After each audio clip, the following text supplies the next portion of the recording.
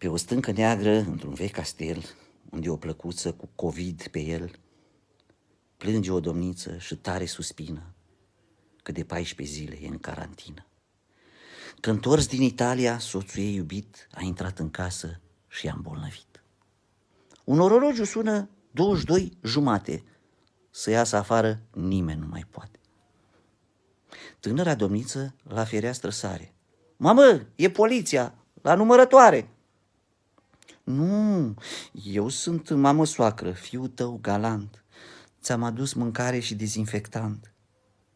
Dar deschide ușa, că nu vă dau boală dacă respectați distanța legală. Auzând de acestea, soacra bătrână întinse timid, cu mințel, o mână. Și Ștefan o înșfăcă și pe gură o pupă. Și am încălecat pe așa și am scăpat de soacră mea.